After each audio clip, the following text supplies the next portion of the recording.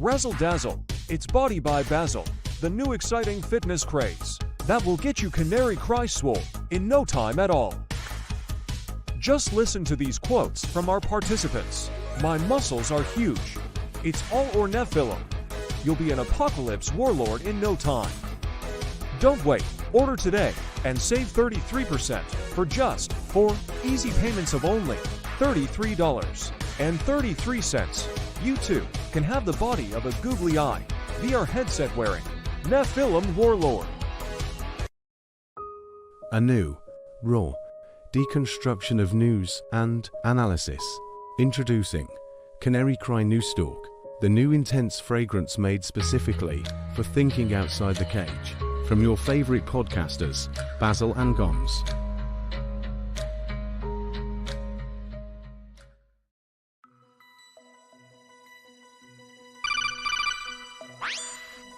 Gons, can you hear me? I'm hearing reports about a prototype Flippy arm. Don't tell me. Flippy is coming for our jobs. That's right. You know what this means. Yeah, it's wake-up time.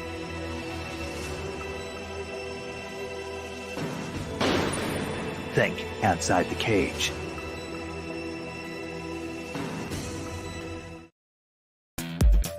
Are you ready to unleash your creative razzle-dazzle?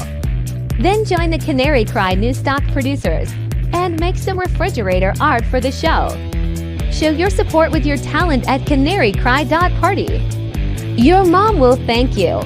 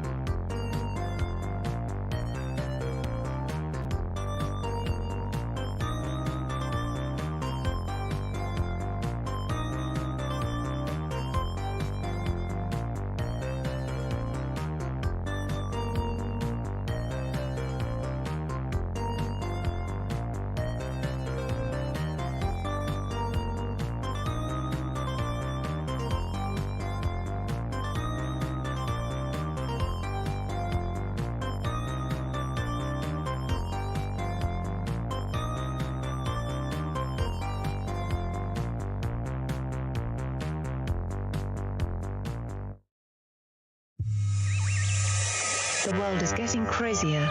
People are acting more and more insane.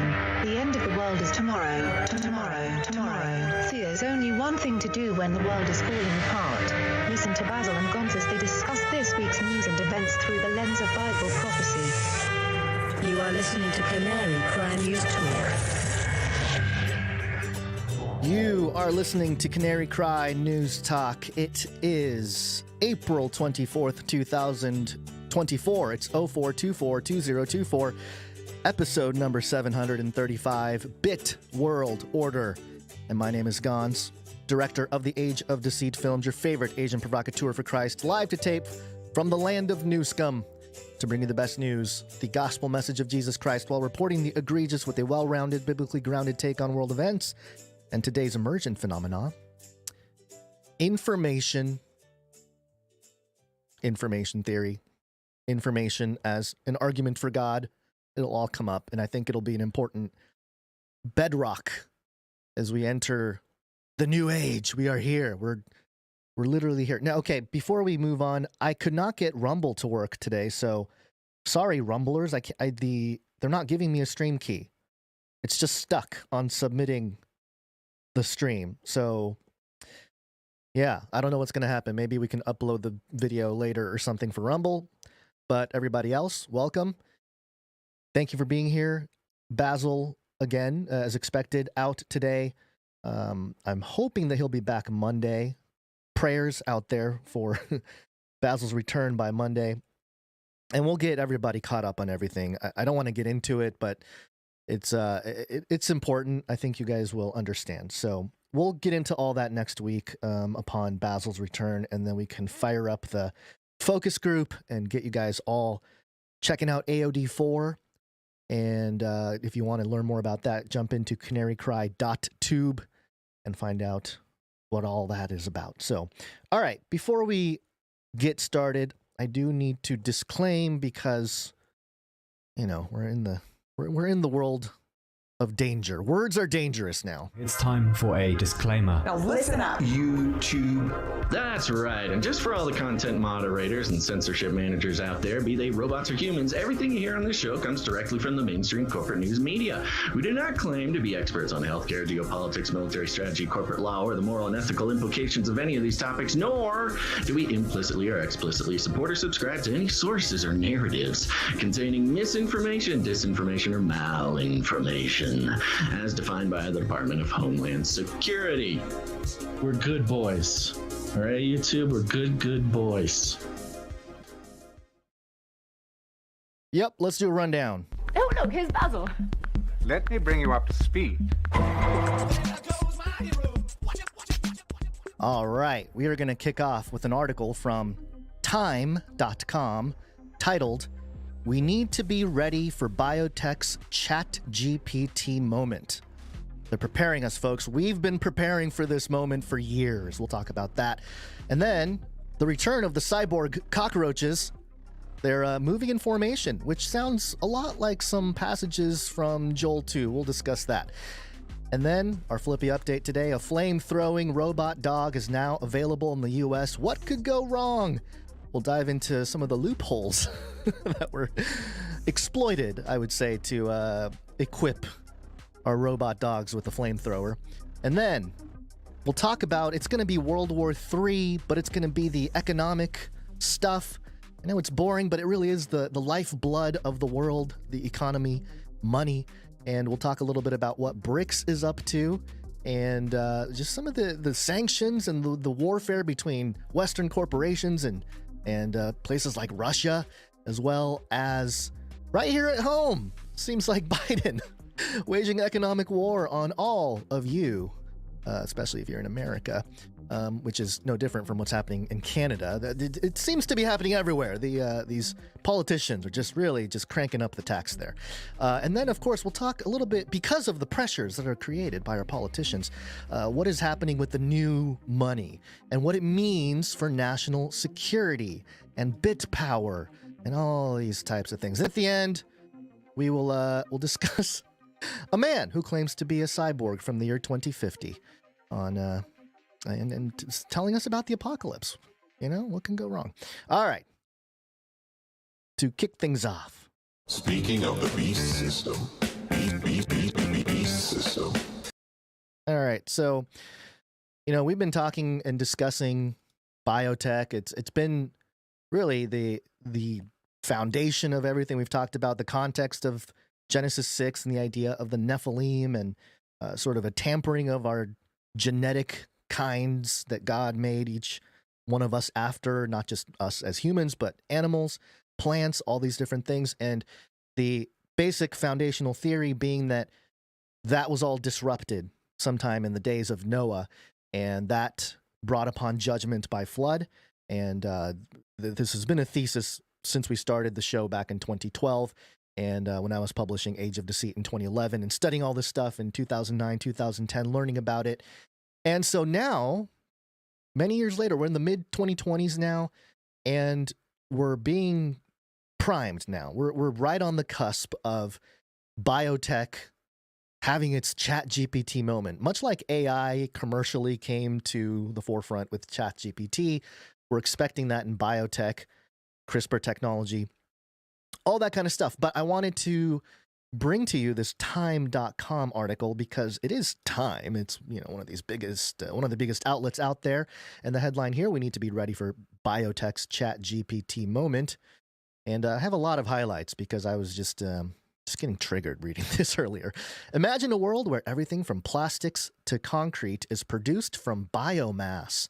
Personalized cell and gene therapies prevent pandemics and treat previously incurable genetic diseases.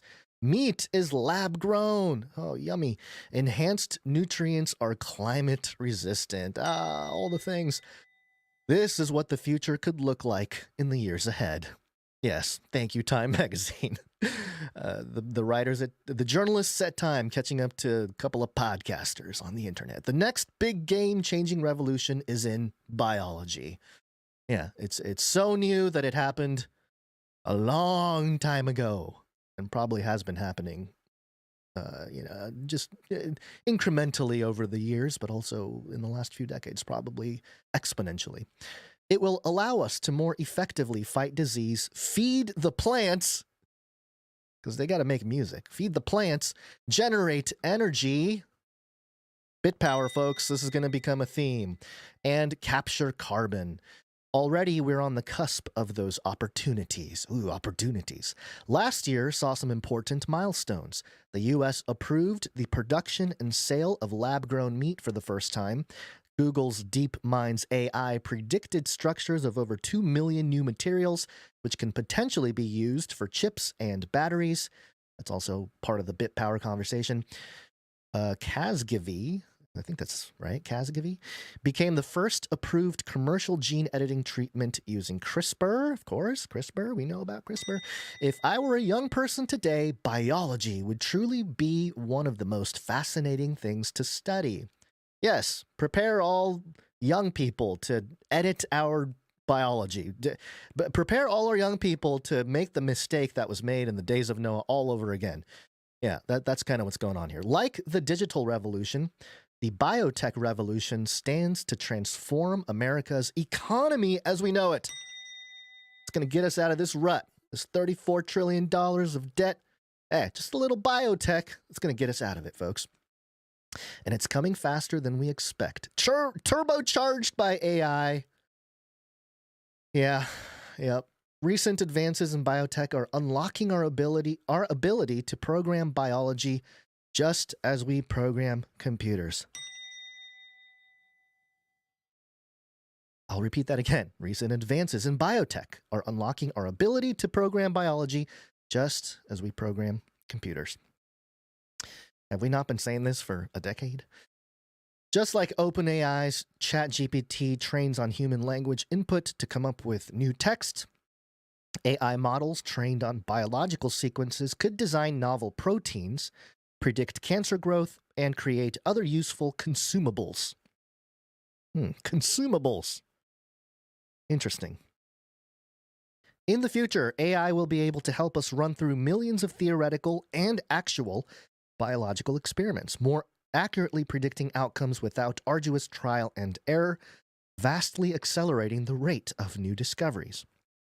Yeah, because they can simulate, a million different things, and then the ones that seem like they have potential in the virtual realm, they can sort of try to do it in the physical realm.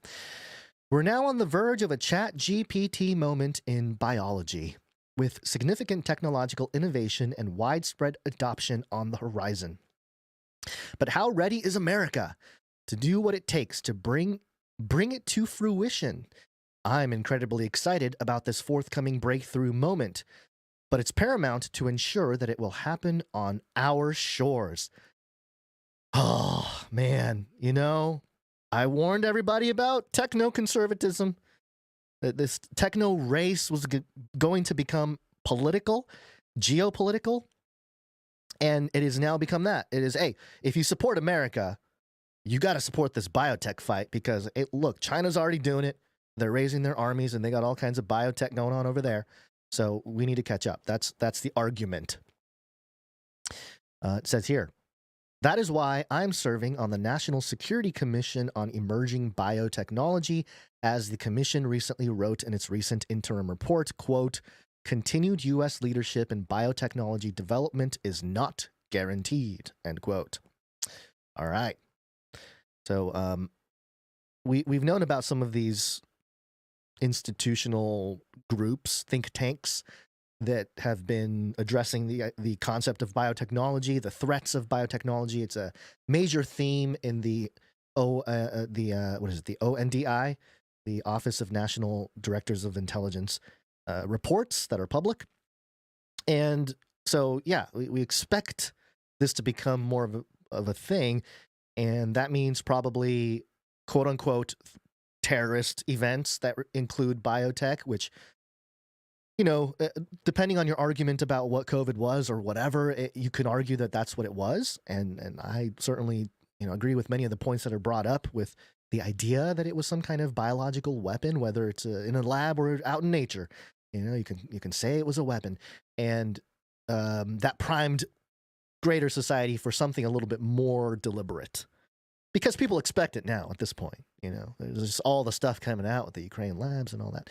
America has a history of being the first mover in an emerging industry before losing its leadership when outsourcing its production to other parts of the world. Yeah. Be number one and then exploit everybody else. This pattern has repeated itself in high-tech sectors like passenger cars, consumer electronics, solar panels, and most notably, semiconductors. To avoid the same mistake, it's crucial we secure a reliable supply chain domestically and internationally, that covers everything from raw material extraction to data storage while we build the necessary talent pipelines.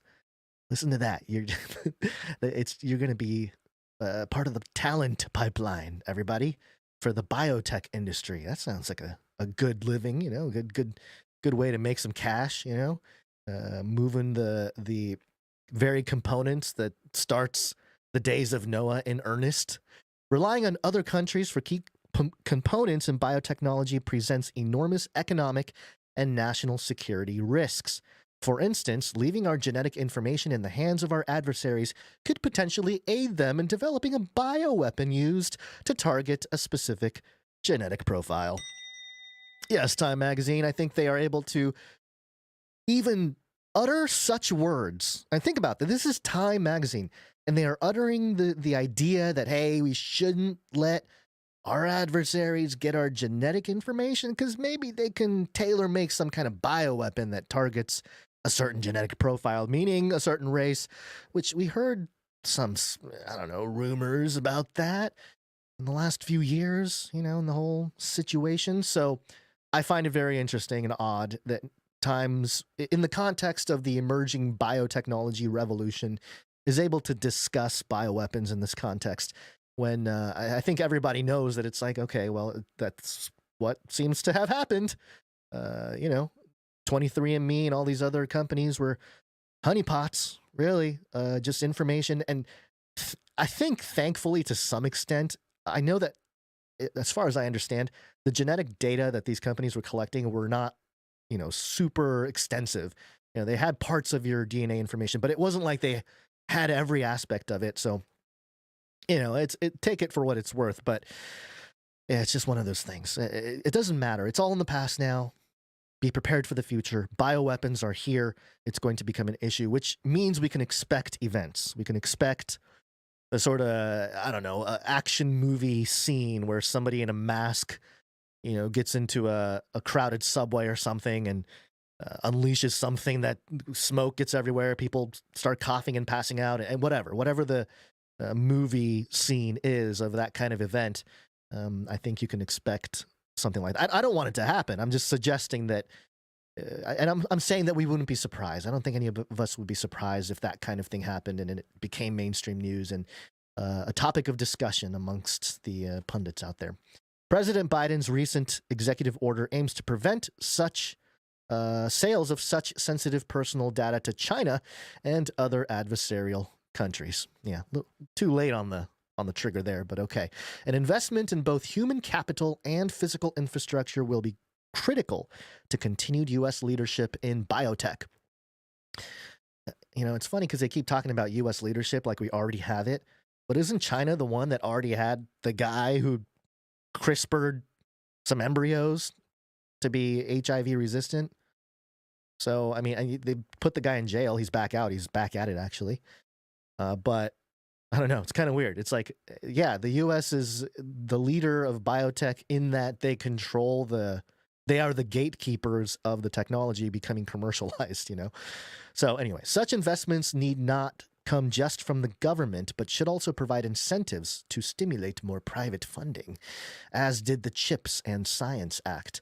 There's no overstating how central the bioeconomy will be to U.S. growth over the next 50 years. The bioeconomy.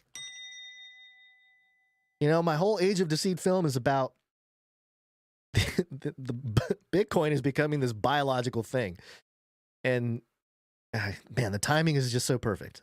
That time would discuss biotech, the ChatGPT moment, and also, creating a bioeconomy, which will means something now. It means, these products, the CRISPR products and different genetic therapies and stuff like that right now. But as you'll see, the biological computing end of it, the gap is really closing. It's just apparent now. At present, the bioeconomy generates at least 5% of U.S. GDP. That's a lot more than I thought. In comparison, semiconductors only constitute around 1%, of U.S. GDP. By some measures, 60% of physical inputs to the global economy could be grown with biological processes. The premise of biology is vast for tackling some of humanity's biggest challenges, including climate change. Man, they really love climate change for everything. It's just they just get to use it as a punchline for any kind of legislation. Since the beginning of time, man has yearned to destroy the sun. I will do the next best thing. Block it out. How dare you? Climate change. Climate change. Mass extinction. As AI boosts our ability to engineer biology, and that deserves a ding right there, we will need guardrails in place. Oh, maybe put those guardrails first. But anyway, while it's easy to conjure doomsday scenarios of lone wolf amateurs building a bioweapon from scratch right from home, studies by Rand Corporation and OpenAI, some real trustworthy institutions, have argued that current large language models like ChatGPT do not significantly increase the risk of the creation of a biological threat, as they don't provide new information beyond what is already on the internet. And it's also important to bear in mind that just because an AI model can design novel pathogens doesn't mean users would have the secure wet lab infrastructure and resources to create them.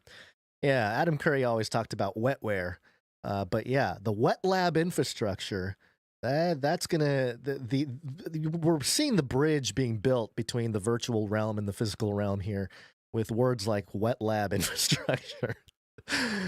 Hey, what security level is your wet lab? Oh man, okay.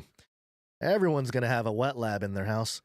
Nonetheless, with AI tools improving in accessibility and ease of use, the bio-risk landscape is ever evolving.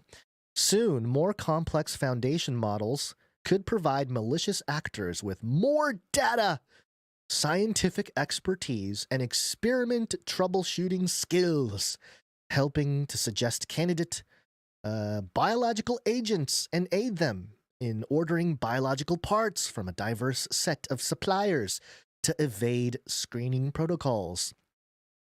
So it sounds very complex, but basically what it sounds like they're saying to me is that this bioeconomy that's going to explode and help the US economy is also going to create this black market bioeconomy.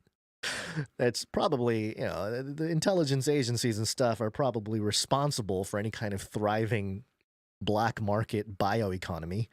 They want to know exactly who's buying the stuff, who's working on it, and perhaps even in communication with those folks for national security purposes, of course, right?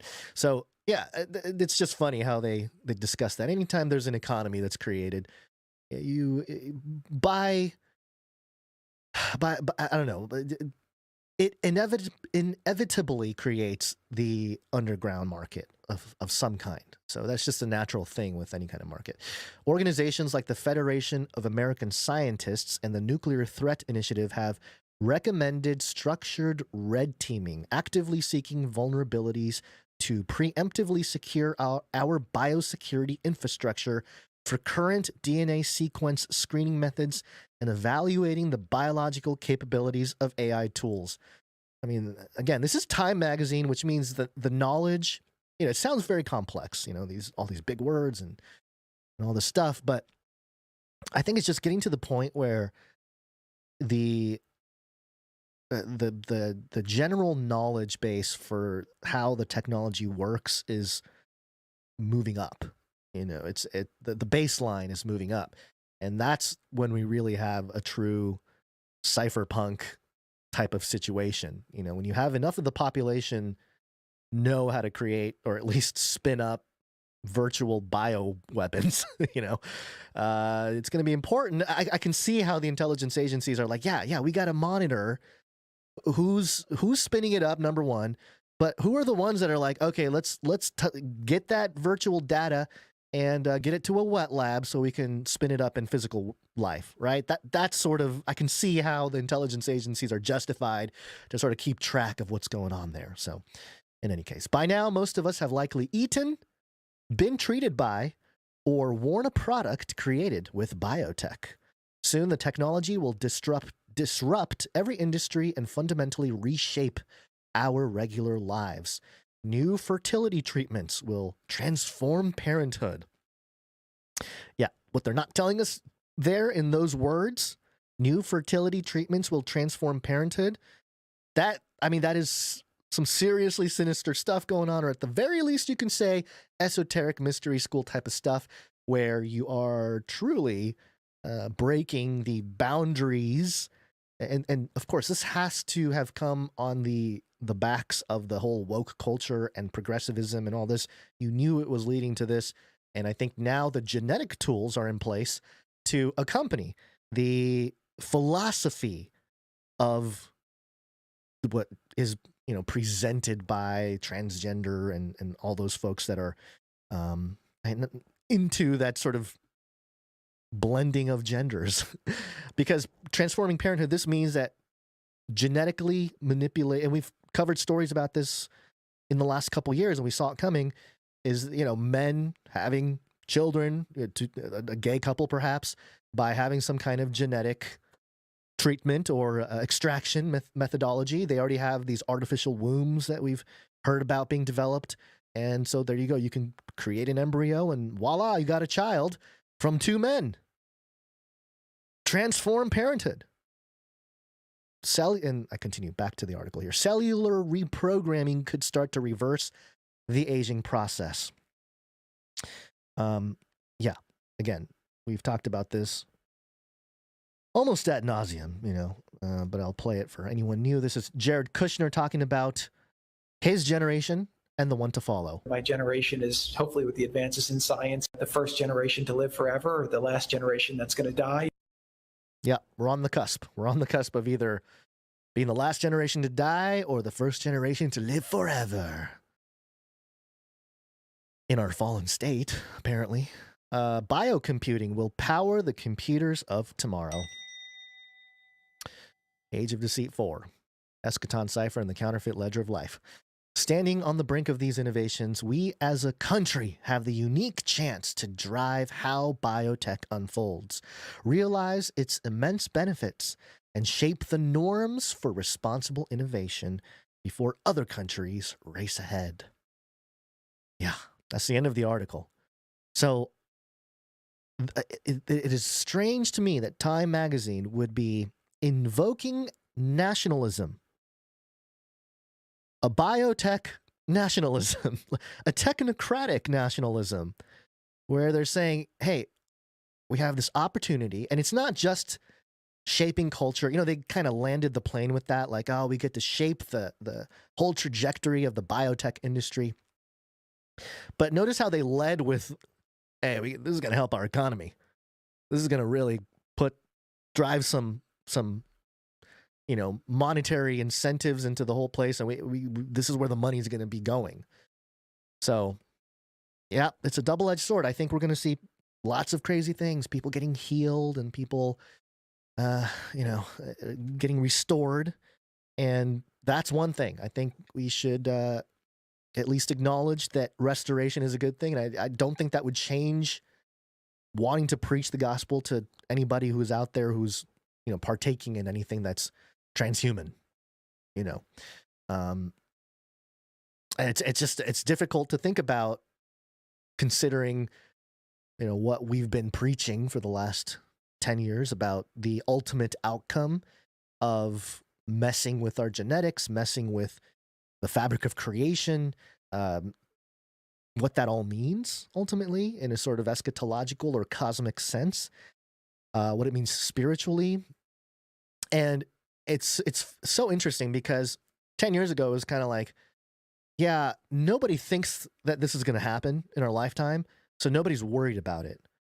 But now it's becoming a reality, and it's the rubber meeting the road moment. It's the canary actually crying kind of moment. So, yeah, I hope everyone's ready. I hope everyone's ready to defend the faith, because it's going, the knowledge about Genesis 6 and that paradigm, as well as that paradigm shaping certain eschatological outcomes, in the book of Revelation and other places in the Bible, the book of Daniel, I think is vital in the apologetics in the world to come. Because, if you got a guy who's like, if you're, let's say we have a conversation with Jared Kushner, and he's like, yes, I just got the nanotech or, nanobot shots, and they're healing my insides right now. They are reversing my blood cells, to be much younger, and they'll say, but I'm still very much human. I'm still human. My genetics haven't changed. It's just, I have these nanobots, reversing my aging, the rebuilding or regrowing my telomeres in my, in my cells. Well, I don't think it would change the idea of like, yeah, but you should probably, give your life to Christ. Like that shouldn't change until it's too late. And I think that's sort of the sort of mourning and the lament that the final generation of the church will really experience, is this sort of, oh, wow, like this is the separating of the wheat and the tares it's heartbreaking. It's a heartbreaking thing for God, to watch his creation that's so beautiful just sort of decay into this thing that with the promise that they have already been promised through Jesus Christ. That's the part that's really because if you just take on the truth of the gospel, then it's like you have this calm, you have this faith that, hey, it's gonna be restored. It's good. We're good. It's going to be bumpy to get there, but we have this eternal hope that transcends everything. But then you see a generation that's like, yeah, we're pursuing that very thing that Christ offers us, but they're doing it without acknowledging Christ, but more so with like, yeah, we're going to figure it out. It's just heartbreaking, I think, is the proper terminology there. So there you go. we need to be ready for Biotech's ChatGPT moment, and that means some kind of product widely available. I am curious. I suspect it might be a cancer treatment, genetic treatment for cancer, that type of thing, perhaps. It just makes sense the way things have been setting up the last year or so. I can see if Trump is reelected, he can, be the bearer of the cancer cure, much like he was sort of the bearer of Operation Warp Speed, much to the chagrin of many Trump followers and supporters. But yeah, it's funny how that topic actually puts so many people that are stuck in a political mindset in a trap, and if you have a wider scope of things, you wouldn't get trapped in that political quandary of like, yeah, I support Trump, he's the man, he's going to restore, the United States and the principles of America and all this kind of stuff. But then he goes and does that, and people are like, yeah, but who else? You gonna have Biden back in there? Like, yeah, see, you're trapped in your little political bubble. So anyway, that's the beauty of politics, isn't it? Okay, so transitioning from this, kind of. Are you ready to become cyborg? We've talked about cyborg cockroaches before, but they're back, folks. Explorersweb.com headline here: cyborg cockroaches programmed to move information. Oh, information. That is crazy. In an experiment out of the Terminator, scientists released a horde of 20 cyborg cockroaches to a sandy artificial desert. Each live insect wore a tiny computer backpack that can control and steer them across the terrain. Each backpack consisted of a battery, mini computer, and an antenna. The antenna allowed the scientists to communicate with the Madagascar hissing roaches and prompted them to move as a swarm. Oops, sorry. Yeah, swarm. The high-tech backpacks attached to the cerci, or sensory organs, of the insects. The electrodes applied a current to the left or right circus. The cockroach then turned in that direction. This has been done before with insects, like we reported, but the problem has always been getting them to move as a group, since most insects vary in their reactions to the input. Those darn libertarian cockroaches, each with their own response to our pressures. Tour guides as models. In overcoming this, the scientists were inspired by human tour guides and the groups that trail them behind. They assigned one of the 20 insects as leader. They made a king. They chose one. There was a chosen one amongst the cyborg cockroaches. The others then received a swarm command in which the leader was the target to follow. Only the leader received the final destination, and the rest just followed along behind. Boy, I think they figured out how humans work, apparently. Pick one, and then everybody shall follow that one. The group successfully made it across a hilly sand and the hilly sand and around obstacles. The researchers used a combination of the roaches' own behaviors and navigation instructions from the computer. Using live cockroaches is essential. The computer can control the direction they move, but not the movement of their limbs. It would be incredibly hard to mimic this mechanically. Yeah, I was wondering about that. It's like, okay, they got these little backpacks. It's all, tied into their electroreceptor, whatever stuff going on. But at what point are they just being remote controlled? Where's the separation there? So it's interesting that they are at a point now where they can draw the line between we're giving them the sensory input, but they still have autonomy over their limbs. We're just suggesting what they should do or where they should go. They ultimately have control of it. It leaves room for that, free will, you see. And I think that's exactly how they figured out how humans work. You signal something, you create a leader, you create a big North Star for everyone to see.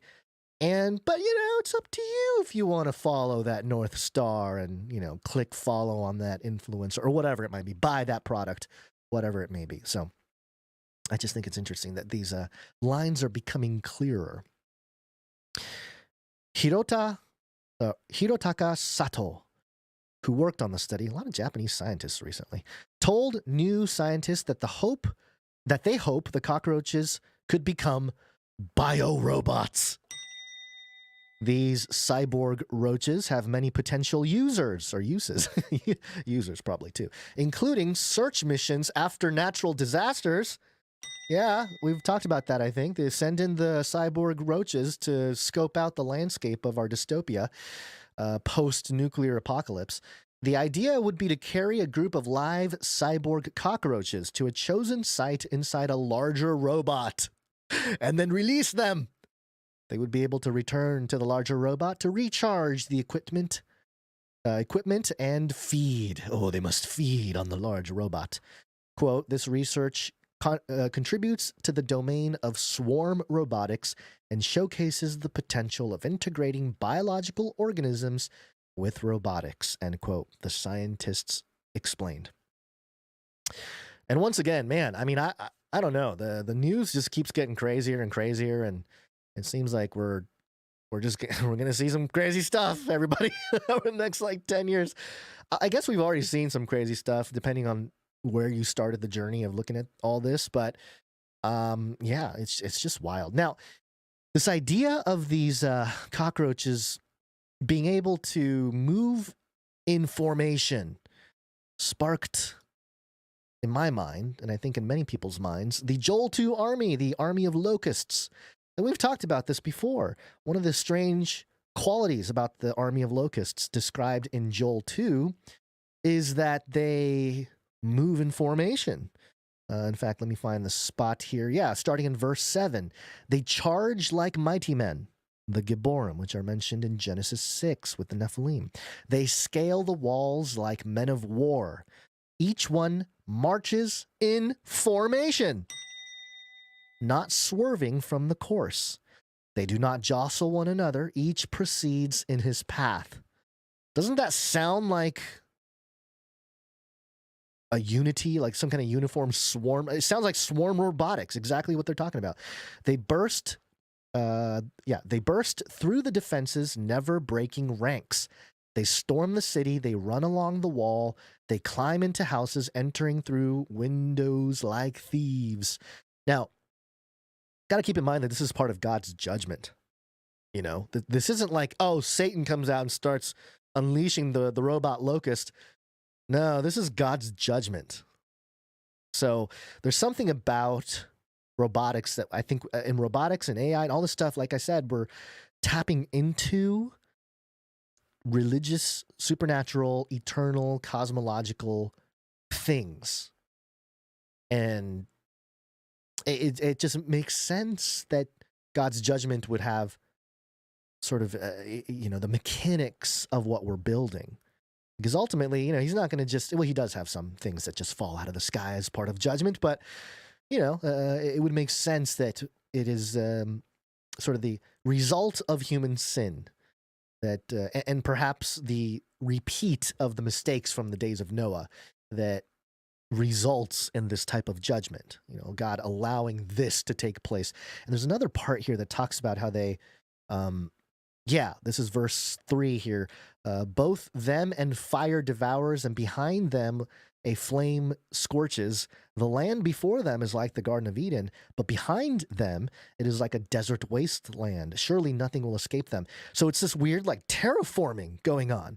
You can always almost picture this swarm of locusts, and literally, they're moving in a line, and behind them it's just all rubble and fire, and it's all messed up. And then in front of them is like the Garden of Eden. It's this sort of beautiful peace that we have achieved. It's interesting. It's very interesting. All this positivity, all the biological machinery, biological computing, blockchains, AI, quantum, all the stuff that we're building, it's going to bring peace. It's going to bring abundance. And it sounds like to me that it's going to look like that, but it's ultimately going to unleash this horrid locust army, hybrid locust army that will be part of God's judgment that falls upon the earth. So I find it very fascinating that there are passages in the Word of God that discuss these things that are happening in 2024. Because I don't know that Joel, the prophet who penned Joel, was sitting there, seeing robots per se. I mean, maybe they were. I don't know, but it just seems like it's indicative of how the Bible is transcendent, and it speaks to different generations, has the ability to speak to every generation. And, we're just living in a generation right now where a lot of the weird eschatological stuff is kind of like, yeah, it sounds about right. Sounds about where we're going. So, yeah, good times. All right. What are we doing here? Oh, we're here to tell you that it is Wednesday. It is Wednesday, my dudes.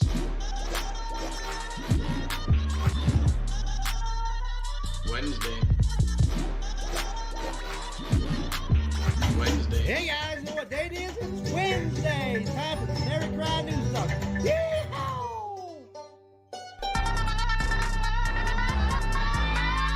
Wednesday, my dudes. It is Wednesday, my dudes.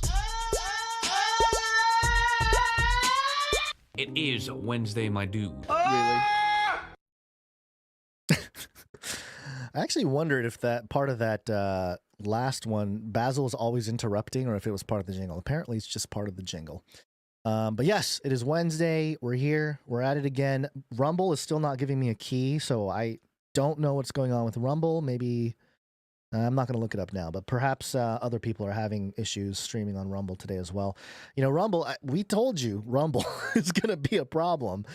I don't know if it was because of something we did, something in the headlines or something, or not the headline, but the title of the episode. I don't know. They're just stalling our ability to actually go live on Rumble. And, we're paying customers of Rumble to be able to live stream. So it's a little troubling. But like we said, same folks own the stock, the Rumble stock. Go look it up. It's BlackRock. It's State Street. It's all these people. So I guess it happened faster than we were hoping, though. Like, I didn't think it was going to be this soon before they start locking us out for one reason or another. Or maybe they're just having tech issues, which also is part of it. They're not necessarily resilient to the cyber attacks, so to speak. They are a centralized entity. But I wanted to spend the time here, and interestingly, we had a very low number of producers come in with their talent today, which is understandable. It's just been the whole sort of value for value machine is sort of slowing down with, especially with Basil's absence and not being able to carry out some of the thanking on air. So we understand. We appreciate your patience, and we're grateful that you're still here and supporting us. And yeah, shout out to everybody. Shout out to the Supply Droppers, the T-Shirt Council, the Babysitters Club, any kind of monthly supporter, whether you're on Patreon, whether you're part of the focus group and part of the Sovereignty Project here at Canary Cry. We have a lot of plates we're spinning and a lot of things that we're trying to do, but we wouldn't be possible without all of you supporting us. So thank you for your ongoing producership, your ongoing prayers, your ongoing encouragement. It means a lot. So thank you. And, I really, man, there are so many things in my mind that I would love to do for the Canary Cry community. And I don't know what's possible, what's not with some of that stuff. But I do want to say, and this was brought up by our friend Joe, who leaves kind of like feedback and reviews of each episode. We appreciate you, Joe, for doing that. I talked about Politify last episode, which political finance, and, Tucker Carlson and Alex Jones and Barack Obama and Donald Trump and RFKJ has his own coin now. And, that whole thing taking place, the meme coin culture becoming political satire, political satire and all this kind of stuff. And Joe reminded me that Canary Cry, thanks to producers like Sir Dove, Knight of Respeltia, we have a perfect bedrock and it's not just politify. I saw the phrase today, conspirify. Conspiracy finance, conspirify. If the New World Order Fantasy League the time has come, folks. I really think we can build something now that there is a politify and conspirify. It wouldn't be too difficult to build out some kind of New World Order Fantasy League. And I know producers out there like the Sentinel and others who've helped create the Telegram channel. That's an interesting play because the Ton coin, which I haven't paid much attention to, but Ton, which is the Telegram crypto thing, they're innovating quite a bit, and they're making some big moves, and they've sort of been quietly moving into doing some big stuff. I'm not invested in Toncoin or anything like that, but it's just one of those things that makes me wonder that could that be an avenue to, help facilitate and create some sort of value for value infrastructure that is, because what I'm seeing with a lot of meme coins and all this stuff, it's a lot of communities being spun up. And when I say community, it's like these online virtual communities, which, they do IRL or in real life events and stuff, but really it's pretty much what we have already. But they're all rallying around a cryptocurrency or a meme or something, which is, it's not too deep. It's just, hey, I want to see number go up type of people all, chatting away or whatever. But for our purposes, it would be really cool to have something like that. It would reward the artists. There's just a way to do it. Again, I don't know how that looks entirely in terms of legally and everything else, but it's something that I think is possible now that politify and conspirify are a thing. I mean, we've Sir Dove has already come up with all the great characters that you can ever think of with in a satirical form. And so we're on it. We're on it. We're gonna talk about it. We're gonna pray about it. We'll see what happens. We'll see what the Lord has for us when it comes to the New World Order Fantasy League. You can go to nwofl.com to check it out. Sign up for the email. We'll to let everybody know when we're ready to launch something. I don't know. We'll see. We'll see. Okay. That's really all I had. I don't think we even got any public speak pipes for today. So yeah, we're just going to fly through all the stories today and just call it a show. And hopefully we'll be back. We'll be back by Monday restored. And we'll be able to, pick up the pieces a little bit and then carry on. All right. Speaking of carrying on, let's do the Flippy update. Flippy update. Do you want fries with that? Flippy update. Flippy is the robot arm. It is a disembodied robot arm that's taking our jobs, enslaving our children, replacing our children, and flirting with our spouses. We use talking about Flippy as a way to explore the many ways robots are taking over the world and how there's nothing we can do about it. Today's Flippy update comes from hothardware.com. I think we had a story from Hot Hardware once before, but we got another one here written by Tim Sweezy. Sounds like an AI name. The headline here is, a flame-throwing robot dog is now available in the U.S. What could go wrong? And there's the header image is Spot, Spot the robot, the Boston Dynamics. It kind of looks more like a bug, kind of. But yeah, got all fours. It's got this little backpack. Speaking of, backpacks on animals. It's got a backpack and a huge flame spraying out of this backpack. Nearly every kid growing up asks their parents for a pet dog at some point in time. What they may not think of asking for, however, is a robot dog capable of throwing 30-foot flames. Yeah, I would imagine many children have asked, many boys have asked for such a thing. Well, Throw Flame, a company that specializes in flamethrowers, wants to make all of little Timmy's wishes come true with its Therminator. Actually, more like Big Timmy's. Parentheses, this is not for kids by any stretch of the imagination. All right. Throwflame touts its fiery robot pet as being the first ever flamethrower-wielding robot dog. The quadruped robot is accompanied by the company's ARC flamethrower attached to its back. The robotic dog only has a battery life of 1 hour. However, so Big Timmy will have to be... this is written weird. The robot dog only has a battery life of 1 hour, however, so Big Timmy will have to be quick with his diabolic plans for destruction. But with a flame that has a 30-foot reach, he should be able to singe anything in the robot's way. And there's a video here. Yeah, it's what you'd expect. There's a guy pouring some gasoline fuel into the tank that's on the back of this robot dog, and then the robot dog is moving around. He's walking around. He's on some snow. Another robot on some foliage in some field or something next to some rocks. This one's in like a laser. At night times, he's walking with a laser. Another one's got a little spotlight on top of it so he knows where he's going. I want to see the flame. Where's the flame? Come on. It's just the robot walking around with the backpack. We get it. He's got a backpack. He's got a laser backpack. Come on. Where's the fire? And fast forward. There it is. There it is. Yeah, 1 minute in. Boom. Here we go. Fire. Fire. Fire. Stop this progress before it is too late. I mean, it looks like any kind of dystopian movie. You know, the robots.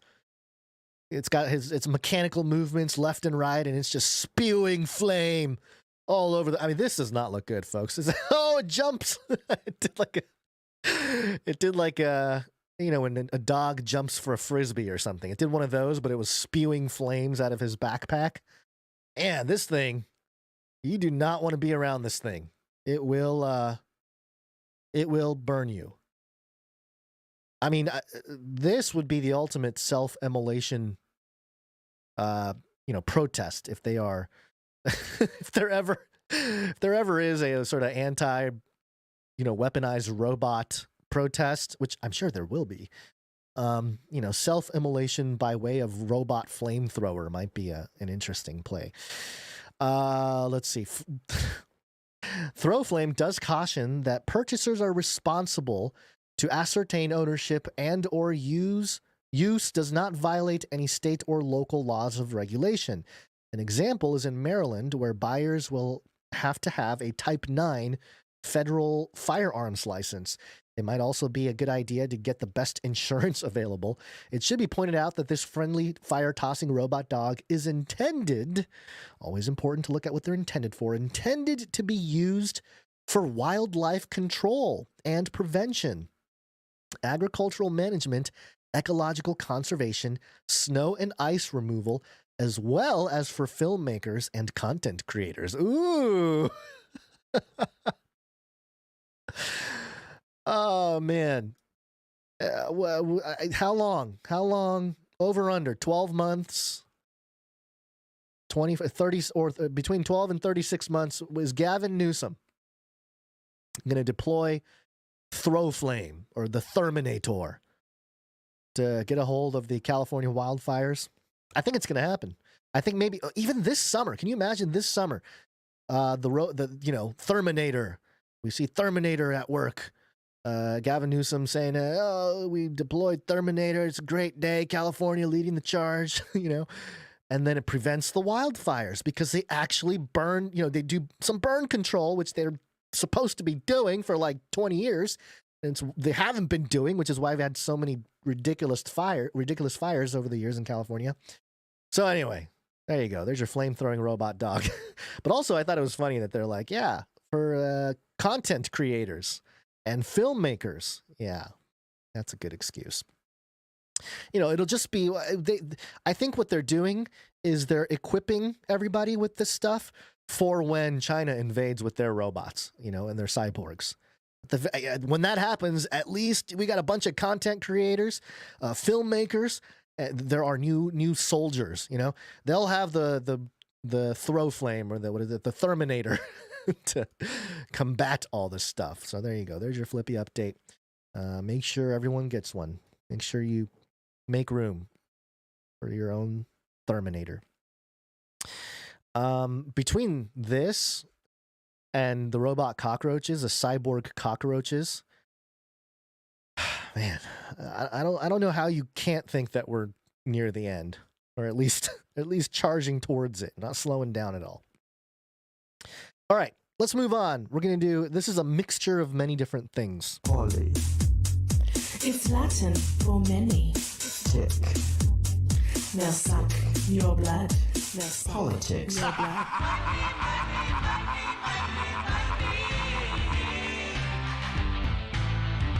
And you shall hear wars and rumors of wars. World War III. We can fight the Third World War down there. Part of the war has been economic. We know this. This is a major part of the restructuring of the world, the multipolar world order, as it were. And we've discussed BRICS over the years, and for many years they were just sort of a theory. It was just an idea. There wasn't really any movement with, or true movement with an organization or a group like BRICS, which is, we'll read about here in a second. But they're making moves now, and I think they're taking the opportunity of this move to a digital economy, perhaps, part of the bioeconomy and all this stuff. The bioeconomy can't come without some kind of robust digital infrastructure that is undergirding it. We can't have our current tech stack and have a thriving bioeconomy because there's too many holes in there. So I think other countries and nations are taking advantage of the transition as well. This is coming from invez.com, and the headline, BRICS considering a stablecoin launch for international trade settlements. And it says here, BRICS member nations plan to launch a stablecoin as an alternative to the US dollar for settling cross-border transactions. BRICS pushes de-dollarization with stablecoins. The bloc, which includes Brazil, Russia, China, India, South Africa, UAE, Iran, Ethiopia, and Egypt, has debated using virtual assets for global settlements for a while. Meanwhile, the de-dollarization narrative has gained notable steam over the past few months due to inflation-driven economic slowdowns. Noteworthy, the latest developments have hinted at an upcoming stablecoin launched by the BRICS economy. Okay, so what is a stablecoin? A stablecoin is basically, it is a cryptocurrency. So cue music for cryptocurrency. Is this a crypto? Crypto? Do I look like I know what a crypto is? This jingle will serve as more and more pertinent or relevant to our discussions as the institutions move into the crypto world. And it's why I've been talking about it so much and bringing it up over the years, and even more so, almost daily, or not daily, but almost every episode it's mentioned, because it's not just because I have investments in some cryptocurrencies, which I do, and that's kind of a personal thing, but more so because of what's happening and the transition that is happening, and how the world, what we have to say about what's happening. It's fascinating to watch. So anyway, stablecoins. Basically, a stablecoin is a cryptocurrency that is pegged to, or sort of attached to, a currency. In the case of the United States dollar, most stablecoins that are out there are stablecoins that peg themselves to the US dollar. So you have USDC, which was created by a company called Circle, which I've often said that this is sort of the backup plan, maybe, or maybe the plan for a US CBDC. An upfront central bank digital currency is not popular. It's not working. You got Florida banning it, Texas banning it, pushing back against it, and stuff like that. So it's not going to happen, especially in America. A CBDC is not going to happen from the top down. It's just too corrupt. They already have the top-down system with the dollar, and most people are up to speed on how corrupt that system is. So they're not going to let the government do that again. I think most people, even your super Democrat liberal, maybe if you're Elizabeth Warren follower, you've fallen into the trap, you know. But so for most people, it's it's tied to the dollar. The CBD or USDC being one of them. That is again created by a company that was spun up in the United States. There are other stable coins, US dollar stable coins. There's a big one called USDT, called Tether. And there's been a lot of discussion, a lot of probes about, hey, do they really have the money behind the dollar? And since a lot of the scrutiny from the sort of regulators, because you can't just be a company or somebody out there from another country or whatever, and they're like, hey, we're going to spin up a US dollar pegged cryptocurrency, because they're effectively, spinning up US dollars out of thin air, which, is pretty much what our federal government does. But, they're allowed to do it, but nobody else can, right? So since then, since some of the scrutiny, I believe, I could be mistaken, but I believe Tether has like U.S. Treasury bonds and, like these big government assets as their backup that's backing up their Tether that they're, putting into circulation out there. And, people use these stable coins to come in and out of certain assets. So, you buy, and it's still a taxable event and everything if you do that. But let's say you put in $100 into something and it goes up to 200. Well, you can put it into a stable coin so that you keep your profits, that kind of thing. So it's being used everywhere. Now, in the context of BRICS, let's see what they say here. Recently, Russia's Deputy Foreign Minister Sergei Ryabkov commented on the benefits such a stable coin might have for the masses. He added that BRICS has navigated native platforms and digital assets usage, spurring speculations of a new stablecoin in 2024. Notably, BRICS' move comes as stablecoins witness surged usage in the digital space. Venezuela's state-run company has moved its oil sales to USDT, that's Tether, folks, to evade escalating sanctions in the U.S. I believe this was even reversed. Maybe this, I saw some more updated news on this, that I think Tether actually, I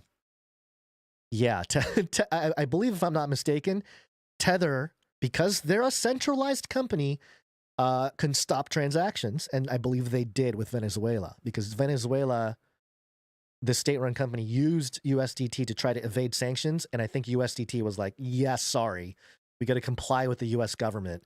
We're shutting you down. So it's very interesting. If you watch, stable coins is like the most boring topic, okay? Because it's boring. It's a cryptocurrency that is tied to the U.S. dollar. Who cares about that?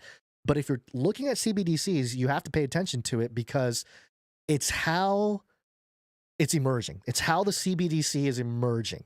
It's not through just a top-down government. It's more through this open source, quote unquote, market of cryptocurrencies, which is changing everything. It's putting pressure on everything. I saw something the other day that said that the stock markets, the New York Stock Exchange, they're considering opening up the markets to 24/7 trading. Which is, traditionally it's like, oh, you can't do that. You got your open and closing. Who's going to ring the bell? You got to ring the bell. Opening bell, closing bell. You got to do all that on Wall Street.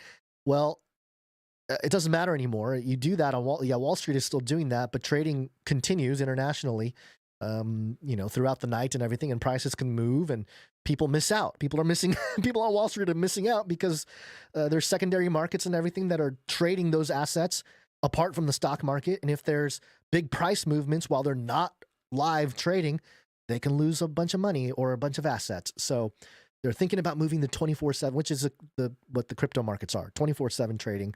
It never stops. It just keeps going. It's the internet. It's the internet of money, or the money for the internet, whatever it is. Magic internet money, so to speak. So, we got to pay attention to it, because economic warfare is taking place, and the significance of stablecoins will become more important, especially as BRICS, if they're going to create their own stablecoin. Now we're talking about something that perhaps, and let's see if they say what this is. Also, Singapore-based payment company AAA integrated PayPal's PiUSD stablecoin to streamline merchant transactions. Ripple confirmed plans, this XRP Ripple, to introduce its stablecoin to satisfy the soaring interest from market players. Now, XRP Ripple has been locked in a court case for like 4 or 5 years at this point. And it's believed because they would issue the sort of infrastructure for stablecoins, or CBDCs more specifically. I believe Ripple, the company, is in a lot of countries, or is getting ready to help countries issue their central bank digital currencies. And so that's why it was very interesting. Ripple XRP has always been a very interesting topic because the community out there, they're called the XRP army, right? And they've always been talking about how, XRP is replacing the old system. Trump's behind it. It's this quantum. I forgot what they called it. It was some like quantum thing that's going to replace Stripe, which is the current international settlement layer. And, Trump's going to do it, and XRP is going to do it, and all this kind of stuff, which has got this truther vibe. But in reality, they were helping build the CBDCs that the whole truther community is against. So I don't know. The whole thing seemed like a trap. So in any case, that's what's taking place. Now, economic warfare. So if the BRICS creates their own stablecoin, it'll be interesting to see if it is actually a stablecoin that is based on the US dollar, or is that what they're creating? Or is it going to be their own issuance of a stablecoin that, the BRICS coin, the BRICS, I don't know, BRICS dollar, whatever it's called, which is not, it's not necessarily tied to the US dollar, but it's a new standard, basically, that, the BRICS can use as a foundation, basically create their own type of US dollar system where they can print, they can control, they can monitor, and they can they can control economies with it because they can create the liquidity, they can create the inflows and outflows. It's just a very powerful thing. And they won't need the US dollar if they do that. And especially because the BRICS have been acquiring tons of gold. And I think quietly they've been gathering Bitcoin, and this will become an issue as we discuss Bitpower. And, there have been horrendous experiments to create stable coins based on Bitcoin. That's why Terra Luna went down last cycle. The big crash of Terra Luna, if anybody remembers, the Luna token, that crashed because the collateral was Bitcoin. And when Bitcoin's price goes down, then the stable goes down. It's not stable anymore. And so the stable coin loses the peg to the dollar, and everything's there's a death spiral is what it was called. And it was theorized. They said, hey, this is troubling. You might get a death spiral, and that's exactly what happened. And we watched. I believe it was like 30 or 40 billion that just evaporated within like 10 hours or something. It was the most incredible crash I had ever seen in any kind of markets or anything. It was remarkable. So this comes at a time when Russia, and of course we know Russia is sanctioned. This is coming from BNN Bloomberg. Russian court freezes JP Morgan assets under $440 million claim. Pay attention to that 44 number, just as a side note. It says here, St. Petersburg court froze the Russian assets of JP Morgan Chase, the Russians' assets of JP Morgan Chase, and co-pending consideration of a lawsuit from the country's second largest bank that seeks to recover about $440 million. VTB Bank PJSC filed the lawsuit against JP Morgan and its subsidiaries in the Arbitration Court of St. Petersburg and the Leningrad region on April 17th, according to the court's database. Boring type of stuff there. Quote, they're taking measures to withdraw their assets from Russia while the state-controlled lender was seeking to recover about $440 million from JP Morgan. The court agreed to freeze the money in JP Morgan's Russian accounts. Its stake in a Russian subsidiary bank and proprietary rights related to some trademarks. It set the next hearing in the case for July 17th. So,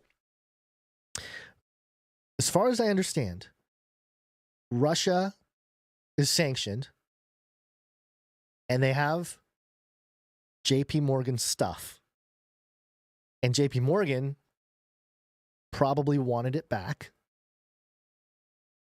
And Russia said, no, we're not going to release this, or, we don't want to. So they put it into a court. And the court agreed that, yeah, let's freeze this for a second. So this is interesting. Russia retaliated against sanctions imposed by the U.S. and its allies over the war in Ukraine by limiting the access of companies from so-called unfriendly states to the assets they hold domestically. So, yeah, putting up walls, basically. And this, it's interesting because they are battling for their assets. Some of these assets, because of the sanctions and everything, have become almost like free agents. They're stuck in between. Europe, the larger part of Europe and the Western world, if there were any assets owned by Russians in that area, it was all seized, right? It's like, oh, it doesn't belong to you Russians anymore. It's all ours. It really is like a looting. And then for Russia, their assets, the stuff that belongs to foreign nations that are on their property, they're sort of locking it down back, so it's interesting. And this again ties into the BRICS, Russia being one of the BRICS nations, obviously. To what they said, this is TASS, this is Russian news agency, this is basically their state-run news outlet. BRICS' expansion makes it much stronger, senior Russian diplomat, basically saying that they're building a major link in the emerging architecture of the multipolar world. They're here to create a parallel system to the US dollar. All of this has to do with existing independently without the US dollar. And as an American, that's not good, because right now America has the privilege of being the country that has the reserve asset. So what is it? The world reserve currency, the US dollar. The US dollar is the reserve currency of the world. Everybody defaults to the dollar, that because we made the rules, because we won, quote unquote, World War II.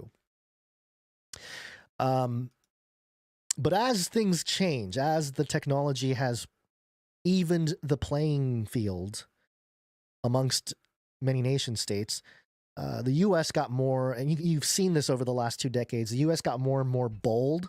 At first it was like, yeah, let's share the wealth, let's democratize. But as time went on, they got a little testy. They're getting like, hey, you don't follow our rules, we're gonna take you out. We're gonna rug pull you. Basically, that's a lot of that's happened over the years that we know about.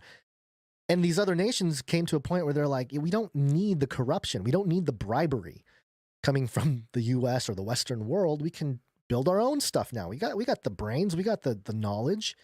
And, in some sense, it's like, yeah, they have the right to do that. So you're kind of, as an American, it's like, yeah, they have the right to do that for sure in the sort of First Amendment, Second Amendment type of world. But also, that's bad news, because that means the American foundation, the US dollar, is going to be compromised. And what that means for us practically is inflation. It means a lot of dollars flooding back into the United States, and they're already printing a lot. The Fed is in a bind. If they do nothing, they can completely crash the economy.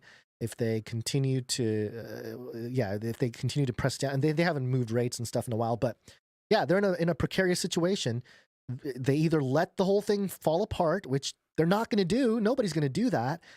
Let the whole thing fall apart, or they kick the can down the road, which is what they've been doing for a while. But every time you kick the can down the road, the can gets bigger and heavier. At some point, they're not going to be able to kick the can. So that's why, that's why we discuss, or that's why I've been bringing up Bitcoin, gold. These are things that can hedge you from the collapse of the US dollar. And that sounds scary, but if you just start psychologically thinking about what value is, what wealth is, what store of value is, and all this kind of stuff, you start to emerge thinking, okay, maybe it's better to allocate in these certain ways to protect yourself during the the apocalypse, basically. So back here at home, this is America. This is ATR.org, the Americans for Tax Reform. And they had this headline here today or yesterday. Biden calls for 44.6% capital gains tax rate. Highest capital gains tax since its creation in 1922. 44.6% capital gains tax. That means, let's say you spend $100 and you put it into something in the markets. And that $100 becomes $200. So you're actually taxable for that profit. That $100 you made, you get taxed. Capital gains tax. You're going to give $44.60 of that to the government. That's ridiculous. Like half your capital. That's ridiculous, man. And what's up with the 44? Is that to combat for the fact that J.P. Morgan lost 44 million, 440 million? 440 million to Russia. I don't know. Just weird. 44. It's just popping up a lot. But 44.6 is crazy. That's a crazy number. The highest since 1922 proposed. I don't know if it's going to go through. It would be ridiculous. It's ridiculous if it would, but that's where we're at. That's the kind of stuff that these politicians right now are trying to pump through. Worse yet, Reuters, Trudeau government proposes more tax on wealthy Canadians to fund housing.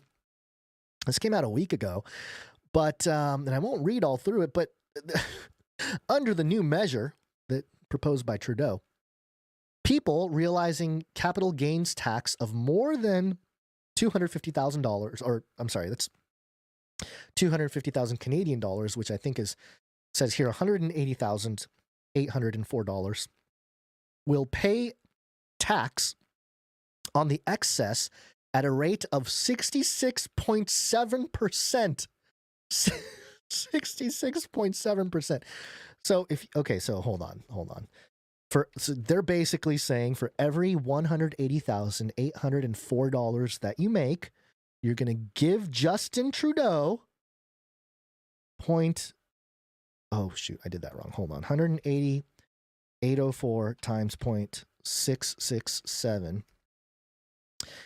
Of the $180,804 in profit that you would make, you would give $120,596 of those dollars to Justin Trudeau.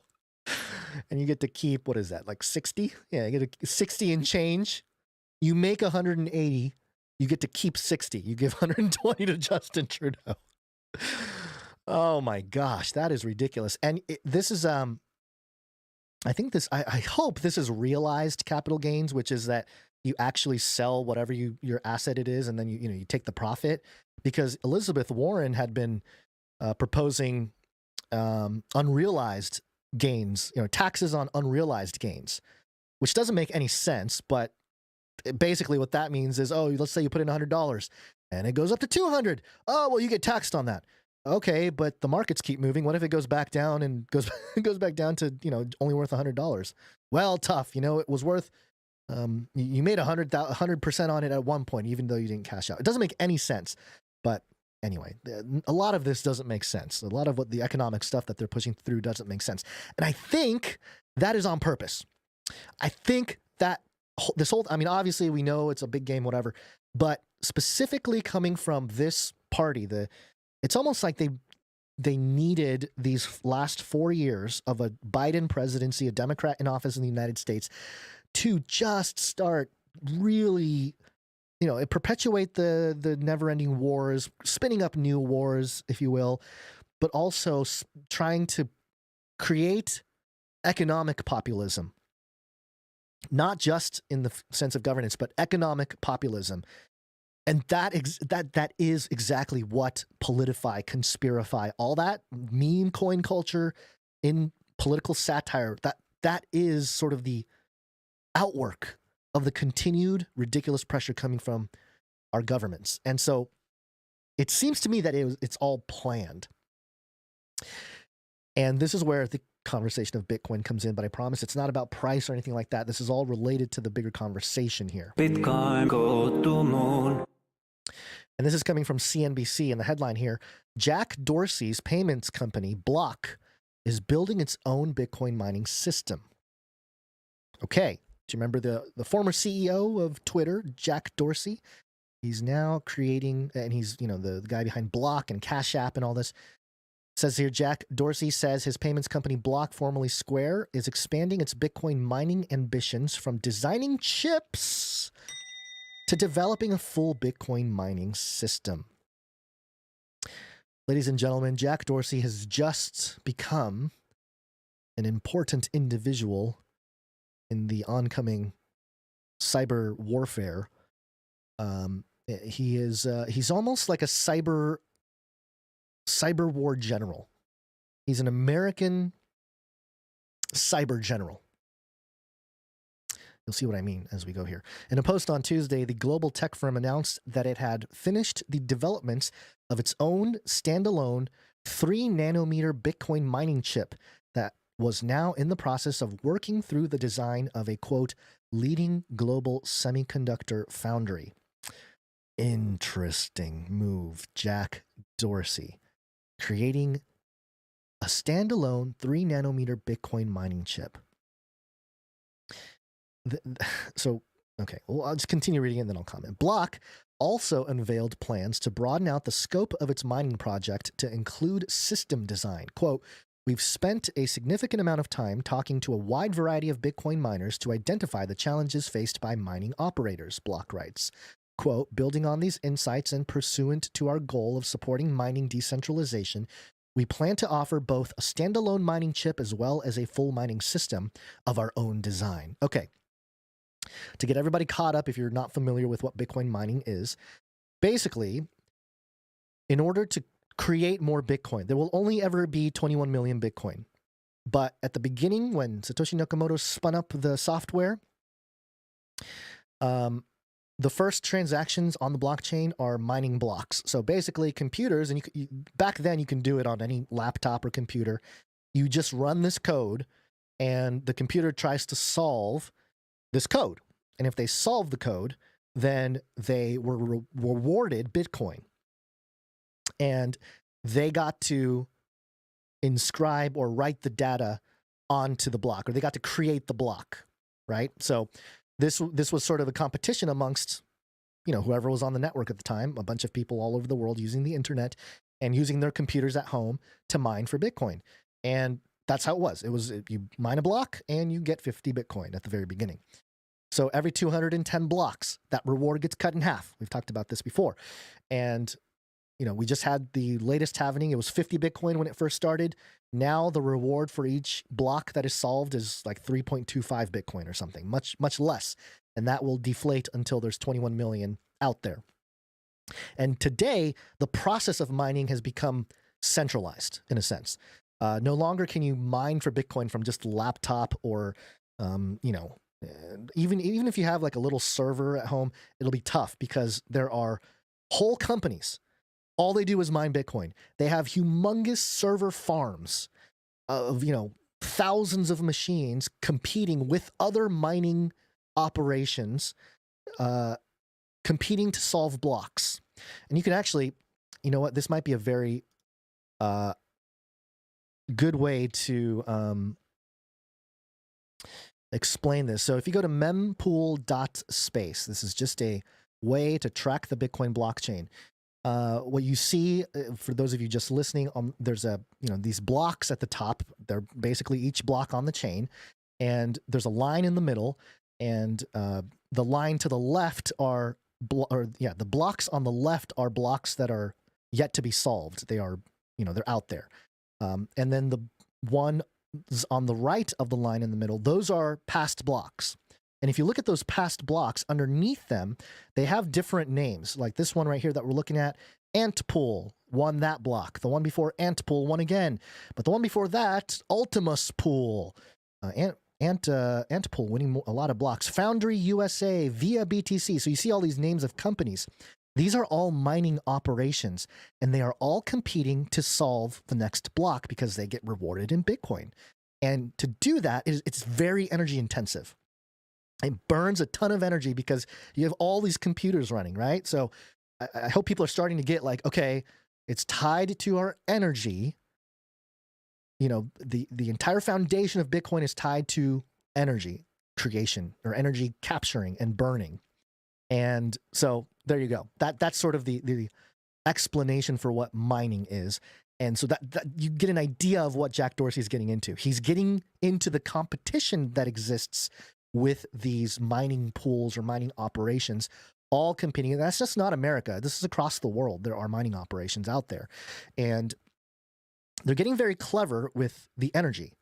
It's forcing everybody to, quote unquote, be more, efficient, environmentally friendly, so to speak.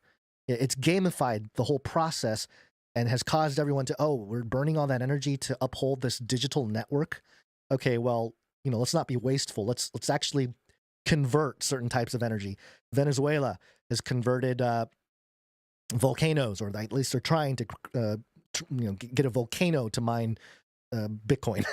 And then there's some places in, I forget where it was, Africa. There's all these nations and areas out there in the world already who are facilitating mining of Bitcoin through the capturing of natural energy, whether it's water or air or, all this kind of stuff. So it's very interesting. There's a whole green thing. It's almost like the environmentalists' ultimate dream come true. That everyone is, incentivized to make things clean, and not to make the world cleaner per se. It's just to become more efficient, in capturing and burning energy. So I find it interesting, the whole thing. Okay, so back to this article here with Jack Dorsey. Democratizing access to Bitcoin mining, the process of creating new Bitcoins by solving increasingly complex computational problems, is a big part of the mission statement of this project. Quote, "Mining isn't accessible anymore, or accessible to everyone," Dorsey wrote when Block first entered the business of building mining hardware in 2021. Quote, "Bitcoin mining should be as easy as plugging a rig into a power source. There isn't enough incentive today for individuals to overcome the complexity of running a miner for themselves."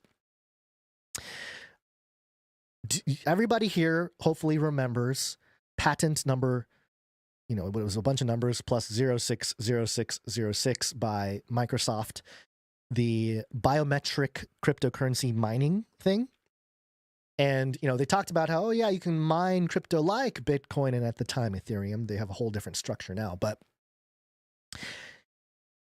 the idea that you would be able to mine Bitcoin based on your individual ability to participate in the mining process by contributing your energy, in a sense, it's going to be the capturing of your energy, but I think it'll get tied into some kind of biometric stuff. If you get all the right sensors, you're walking around with your phone in your pocket. Well, that phone's picking up all your steps, and hey, that translates into work, proof of work. You actually worked, you expended energy, and you actually are contributing to the network, that type of situation. Indeed, members of the Bitcoin community have long been concerned that hardware vulnerabilities might compromise network stability. The ASIC chip used in mining rigs, for example, is manufactured in China. That's a big problem. A country that has proven hostile to the crypto sector in recent years. Yeah, until recently, when I think they're going to start trading Bitcoin and Ethereum ETFs through Hong Kong on the 30th of April. So next week, that's going to start. So yeah, they're unfriendly, but also they control a lot. I think they have been they were the biggest mining country until a few years ago when they had the China ban, and a bunch of mining operations left mainland China. But I even at the time we talked about how that was probably like a mission for the Chinese. Like, yeah, we're done sort of doing our thing in-house. Let's distribute. Let's go out there and plant ourselves in the world. To that end, the fintech firm is solving one major barrier to entry. Mining rigs are hard to find and expensive, and delivery can be unpredictable. The company was light on the details in this latest announcement, but Dorsey posted in 2021 that the company was considering a, quote, Bitcoin mining system based on custom silicon. At the time, Dorsey went on to share his thoughts on the need for more of a focus on vertical integration as well as on silicon design, which he says is too concentrated among a few companies. Block's general manager for hardware, Thomas Templeton, previously disclosed plans to improve reliability in the user experience of mining, addressing common issues around heat dissipation and noise production. Yeah. Proof of work. Okay, we don't have to read everything here, but the point being, back to my point about Jack Dorsey is sort of our cyber general. We are being turned into cyber soldiers in a sense, and Jack Dorsey is our cyber general that all of us, cyborg cockroaches just follow in a sense, because Jack Dorsey starting his own ability to not just create microchips to do it, but democratize and distribute the technology to mine Bitcoin. Bitcoin, go to moon. Has to do with a book that was written by a young man named Major Jason P. Lowry. It's called Soft War, a novel theory on power projection and the national strategic significance of Bitcoin. And I bring him up because he was part of U.S. Space Force. He graduated MIT in 2023. He's, since writing this book, he's actually been recruited by the intelligence apparatus. And he's kind of been sneaky about his words about, what he's up to. He's I think on social media, he said like, I wish I could say more. I just can't, and all this kind of stuff. And I bring him to your attention, not just because the talk about Bitcoin and stuff, but because he is sort of our generation's, I don't know, you can call him, he could be one of our generation's George Soros's, or one of these people, the Trilateral Commission type of folk. All this Bitcoin stuff and crypto stuff that's changing the infrastructure of our world. We are seeing, we focus so much in the conspiracy world about stuff that's happened, right? The Trilateral Commission, the International Monetary Fund, the United Nations, the European Union, World Economic Forum, their corrupt dealings with the rest of society and getting in legislatively with unelected officials and all that stuff. Those are certainly a problem. But all that happened because people weren't paying attention when it was happening.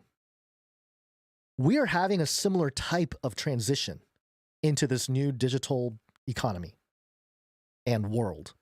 And in that process, I think guys like Jason P. Lowry are assisting in the development of Bitcoin becoming this national security concern at a very tangible and practical level. I have a link for the book, Software, a Novel Theory on Power Projection and the National Strategic Significance of Bitcoin, in the show notes for anyone to check out. Because allegedly it's a little hard to find. This is from some Australian link that, I downloaded it on my computer because I didn't want to necessarily rely on a link. But I will read for you just a small snippet from this book because he lays out the significance of Bitpower. Okay, let me see here. First, he sets up, and I discussed this in Age of Deceit 4 as well, but he sets up this whole discussion about abstractions with software, how there's a bad ratio between the ability to control the masses through code and software and the people behind that code and software. There's a unbalance of power right now, which we all know. So putting that into context, he also discusses, and this is, these are aspects that I disagree with Jason P. Lowry on. He has a whole evolutionary or theory of evolution, a Darwinian theory of evolution backdrop to how this is developing. He doesn't necessarily say that he believes that that's exactly what happened, but he sort of references it as the type of process that we are seeing with the digitization in relationship with the actual physical world. And he talks about power projection theory, where in software, you're projecting some kind of authority and power. You're not actually demonstrating any of it. Even in Elon Musk, I mean, Elon Musk is a little different because he's got hardware everywhere. But I don't know, the people behind TikTok, or even like a social media influencer or something, they have abstract power. They don't necessarily have to have any kind of demonstrative physical strength or physical power to have enormous digital power.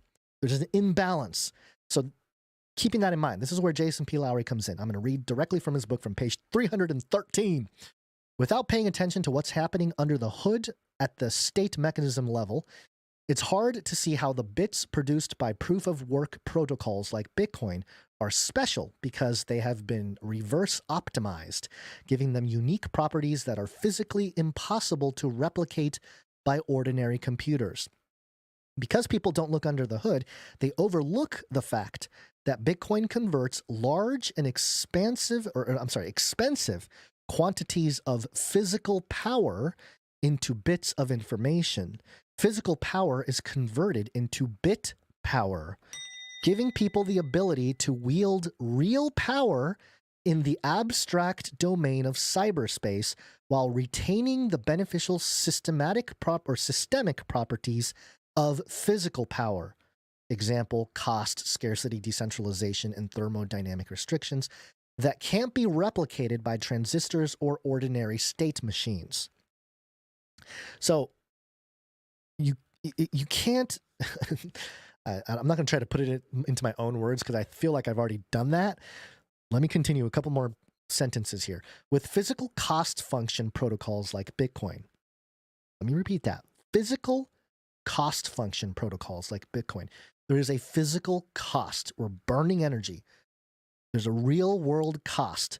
And when that physical energy is burned, it creates something that's digital that is backed by that burning of energy. So that's where it's different from all kinds of other digital things. Okay, with physical cost function protocols like Bitcoin, the boundary separating the circuitry inside of our computers and the circuitry outside of our computers disappears. Our microchips and our power grid become one in the same technology, but headed towards opposite sides of the optimization spectrum.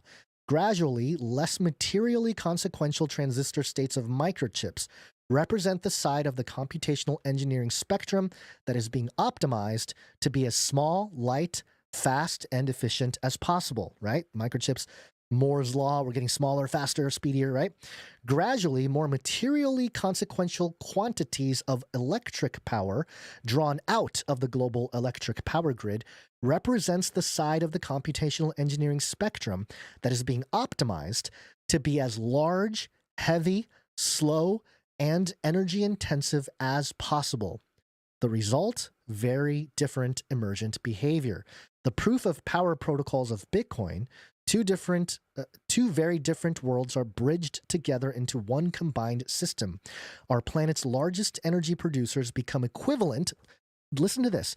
Our planet's largest energy producers become equivalent to state-changing transistors on a giant global scale, transnational, general-purpose computer over which no person or organization can afford to have complete and unimpeachable control.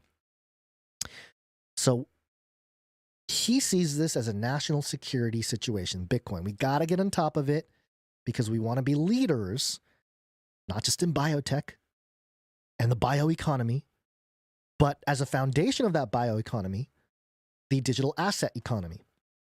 And America being one of the lead producers of Bitcoin mine, I think they have the most miners out there.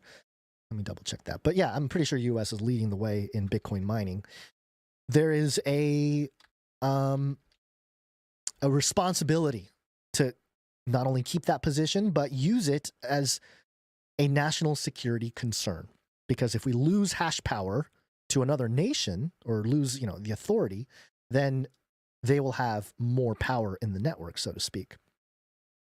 So very interesting. And it's very interesting how it ties into the actual physical cost of something that's digital. So if anyone asks like, hey, what backs Bitcoin? You can say energy, like actual burning of physical energy. And you can say, well, yeah, you can use that energy for much better things, like, powering people that are cold and all this kind of stuff. It's all being built, folks. It's all being built. And yeah, why not use that energy for that stuff, but also help maintain the most robust computing network that exists in the world that you can't replicate. No computer can just pop in. No computer is powerful enough to just pop in and be like, yep, we're stronger than the entire Bitcoin network, at least currently, until maybe quantum comes in. And I believe there is work being done to ensure that Bitcoin transitions into a post-quantum distributed ledger. But that's a whole different thing that makes me sound like I'm a crazy person from the future, which we'll talk about later. Crazy people from the future. Okay, I can't find the thing I'm looking for, but I will say the breakdown is real in terms of creation and what we're headed towards, because undergirding all of this is a philosophy that I want to touch on, and this is something that, if you read the emails that went out today, I mentioned, and I think it's important. It's an important conversation for especially believers to have, and that is that Yuval Noah Harari, which has become kind of famous in the conspiracy world as being this, transhumanist guy who's really into all that stuff, and robots and machines are taking over and all this. The author of the book Sapiens. He's a new book coming out in the fall. It's titled Nexus, A Brief History of Information Networks from the Stone Age to AI. And he basically argues in this book, or I'm sorry, I've not read the book, so I don't know. He has an ad for the book. Let me clarify. He has an ad for the book in a video. And in the video, he asks this simple question. When is a pigeon a pigeon? And when is it information? Question mark. And I think it gets at the heart of what's happening here philosophically. If we are just bits and bytes, right? We're just bits and bytes of information. That's all we are. Then there is this duty, especially as we begin to understand those bits and bytes, how they organize to create emergent life, how they organize to create consciousness, how they organize to create biology. All physical things are, comprised of these bits and bytes, and it's the combination of those bits and bytes that emerges all these different things. As we begin to understand that, it is our duty to start tinkering with what we can to help our biological shortcomings, our environmental shortcomings, right? That's sort of the idea.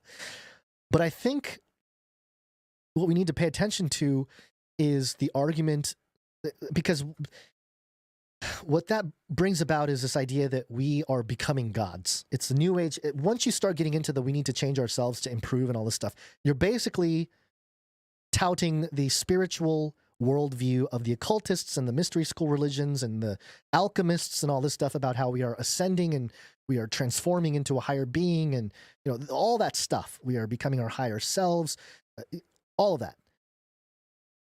And they go in that direction because they don't have the foundational, they're ignoring the elephant in the room, which is that there's a God, plain and simple.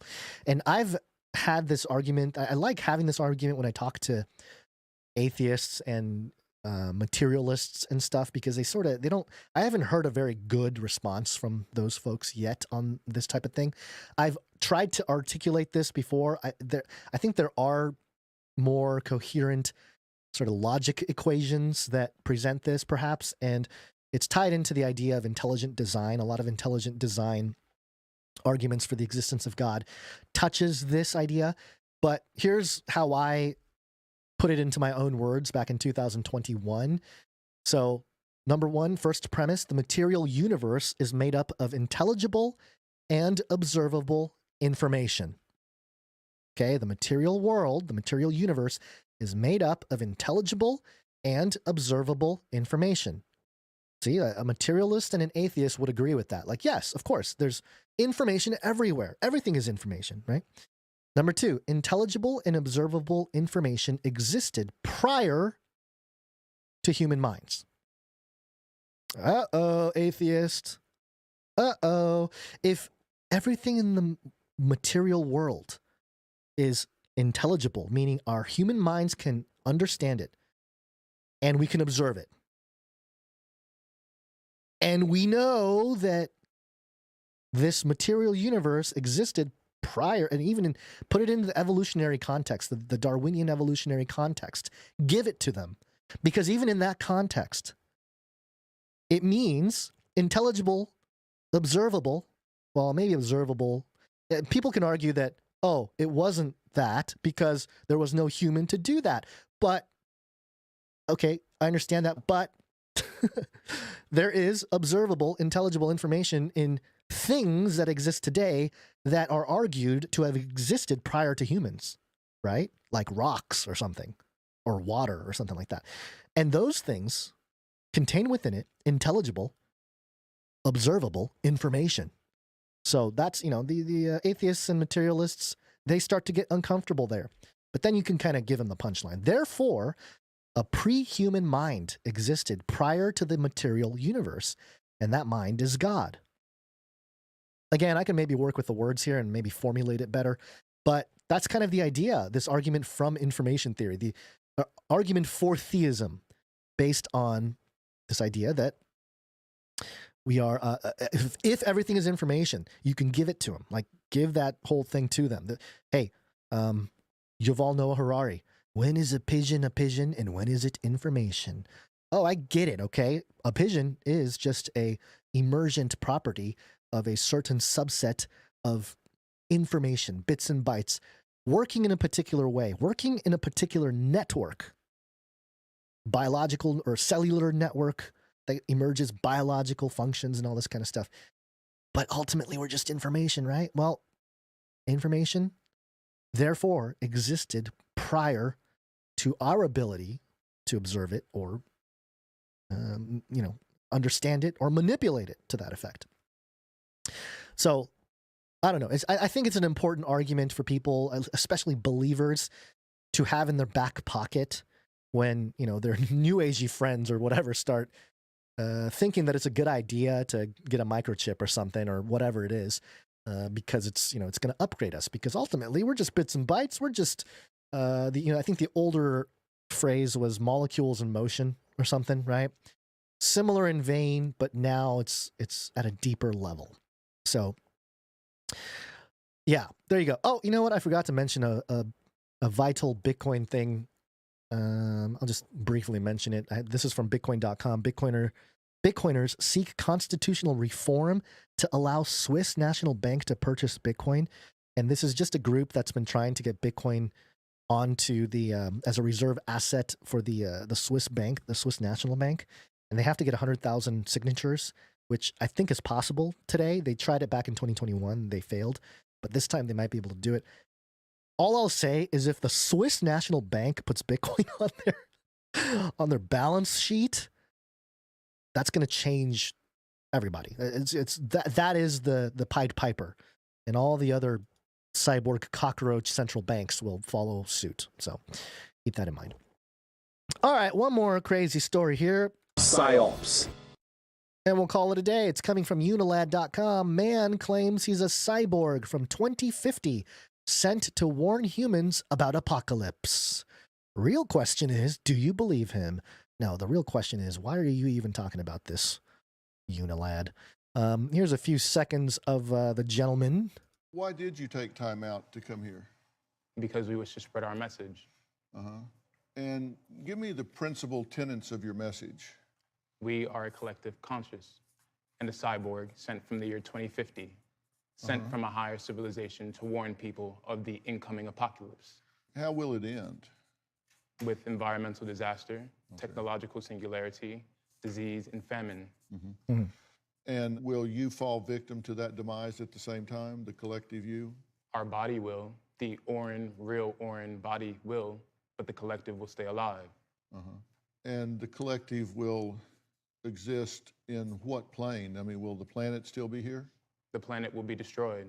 Okay. Will you be mechanized by then? We are already mechanized. But you're not mechanized now. We are. There is a brain implant, which is how we speak to you right now. Orin is but a shell. Okay. Or you don't have a brain implant. So as you sit here now, you're mechanized? Correct. Okay, because I thought I understood you to say that you are becoming mechanized. Yes. We will become fully mechanized as in the commercial sense shown on our shirt. Okay. But we are already mechanized. We might have talked about this guy before. So, okay. First of all, he's on Dr. Phil, all right? Second of all, this is like the greatest cosplay type of situation. I wouldn't call it cosplay. This is more like LARPing. This is a true LARP. And they would only allow this on Dr. Phil for a reason. It says here, the modern age presents us with a smorgasbord of apocalypse, or I guess apocalypses. We could go out with a bang in nuclear war, or more slowly by starvation, disease, and societal collapse from the climate crisis. COVID-19 showed us that even with the miracles of modern medicine, we're far from immune from the pain or plain old-fashioned plague. But a man called Oren has claimed he's come back from the future in a Terminator-style visitation. Study of the end times is called... Oh, this was what's weird. The study of the end times is called eschatology, and humans have had a lot of different notions of what it might be. Yeah. They're going to start bringing the word eschatology into the mainstream, folks. That'll be the day. I'll maybe retire that day. I'll be like, yeah, I think I've done my job right there. Leave a trail of 10,000 episodes of podcasts talking about eschatology. It could be the second coming of Christ in Christianity, or the arrival of the Mahdi in Islam, both of which herald the last judgment. Then there's Hindu eschatology, which is the world ends as morality declines and Dharma is reestablished. Oren's approach is perhaps not quite so high-minded.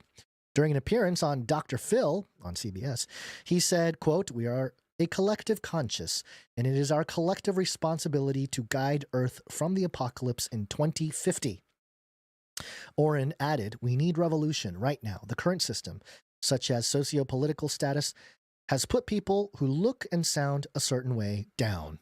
We must change the entire institution and framework in order for us to value things such as greater good, such as society, such as environment, such as uplifting communities," end quote.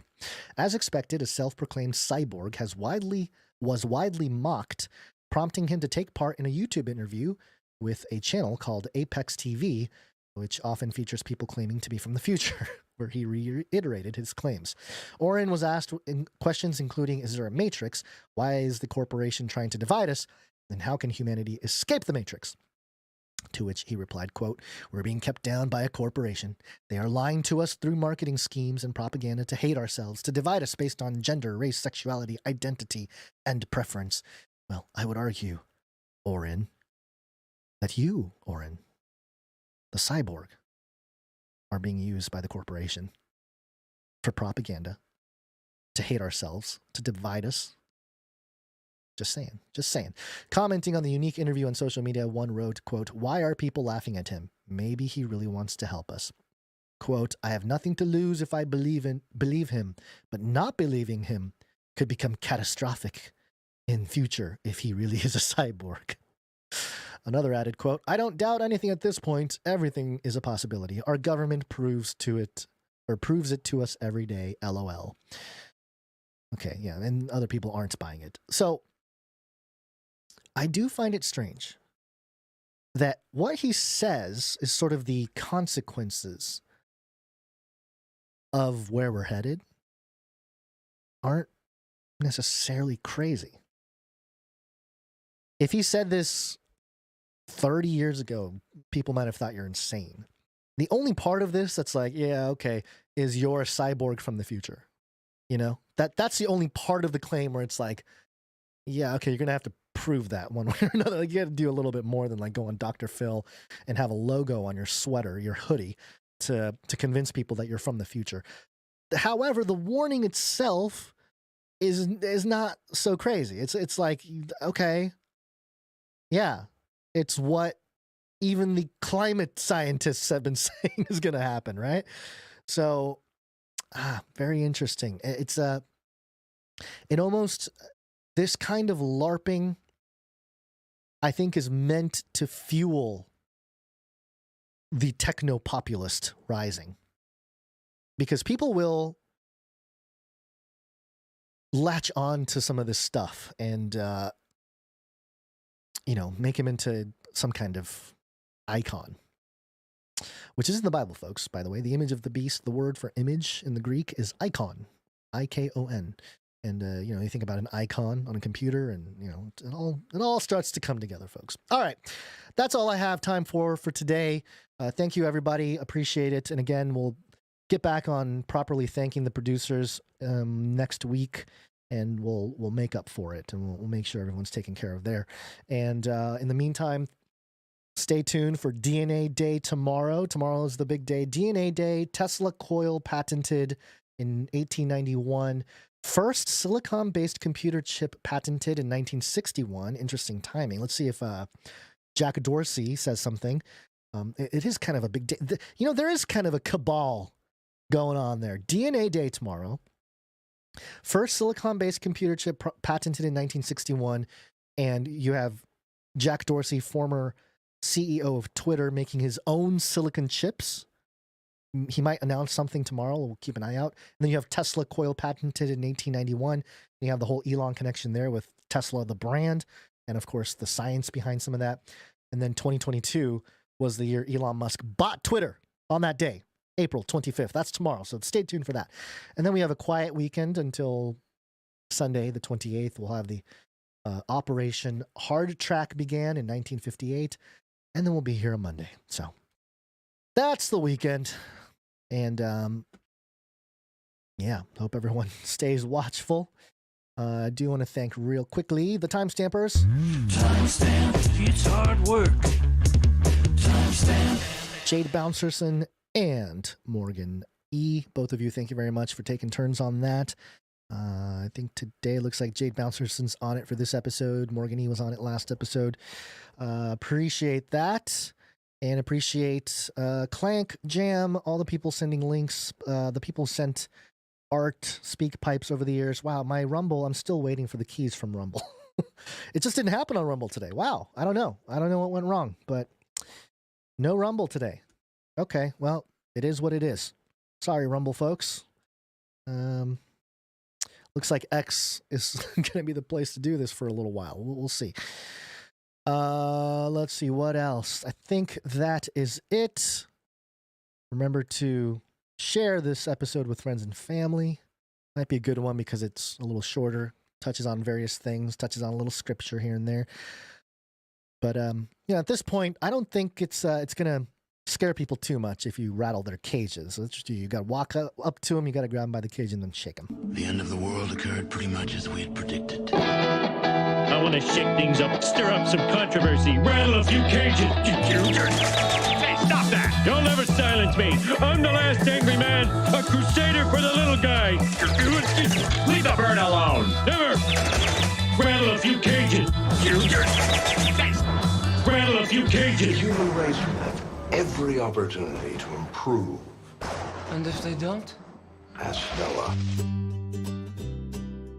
That's right. Ask Noah, because, again, it was the times of Noah when all this stuff was going on. The only true reference point we have in history to relate to what we're stepping into here, it's the days of mythology, the pre-flood era, the antediluvian world, the days of Noah. So, okay, time to go. Please continue to pray for Basil. He'll be back hopefully next week, and that is it. Appreciate you, love you all, God bless, and make sure to think outside the cage. This is the United States of America, for God's sake. Armageddon's on the way. Give me a break.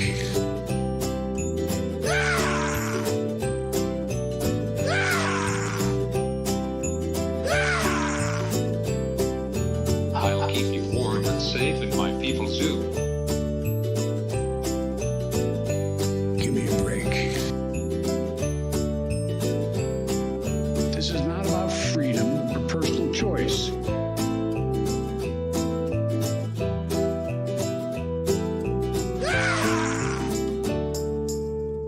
Remember, reality is an illusion. The universe is a hologram. Buy gold. Buy!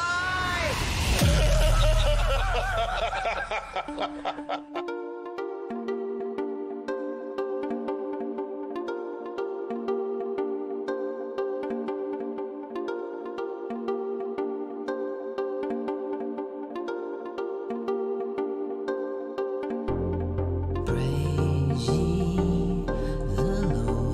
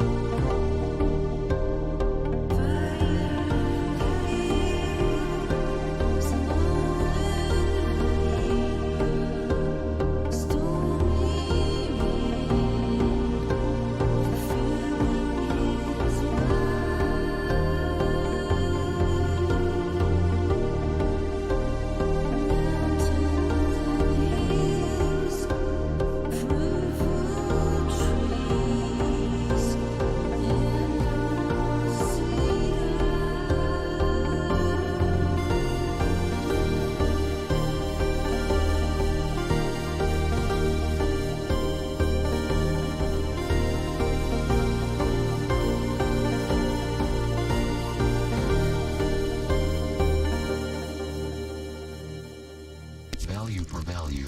We take no money from corporations, commies, or cartels.